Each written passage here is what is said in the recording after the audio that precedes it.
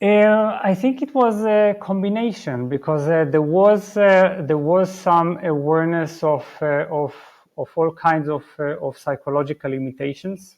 I remember very vividly how I sat with a friend, and it was a close friend, and I sat and I was so anxious while we were communicating, and my legs were frozen.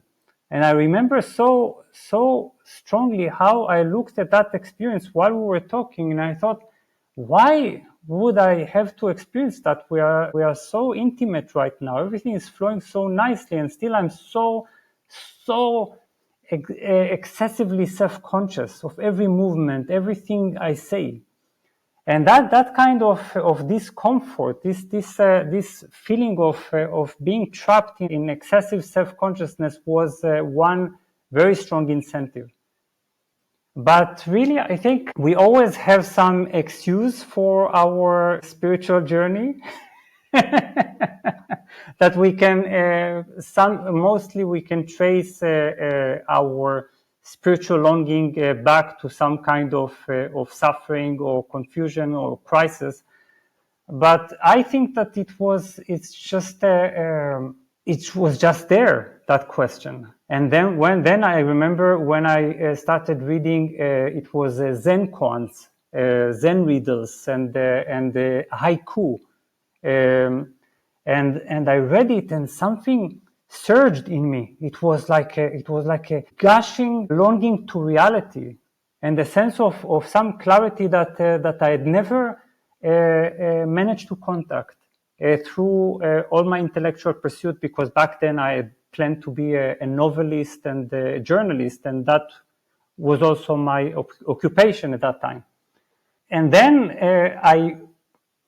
one time as a journalist, as a book reviewer, I received a book by Osho, a book on meditation, and I will never forget that night. I sat there reading his descriptions of some meditations and how you can make your being a prayer, and it just exploded at that moment, because I felt something that was so tangible and the touch of the sacred.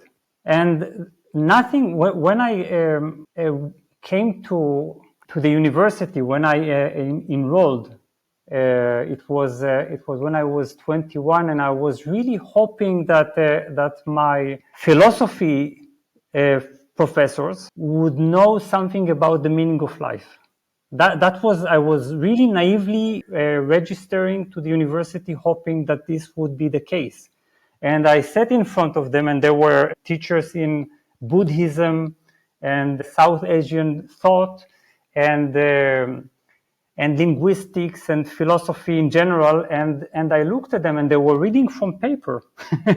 They were not even looking at us, and they had no idea about anything. They just were vehicles of information that they called knowledge, that I hoped would be wisdom. You see? And then when reading Osho, it was such naked truth. It had showed me that my existential state could be an answer. That being something, being in a certain state, that could be an answer, and that it didn't have to be framed intellectually or conceptually. So that was the beginning. This led me to India, and then to the more dramatic unfolding of the journey.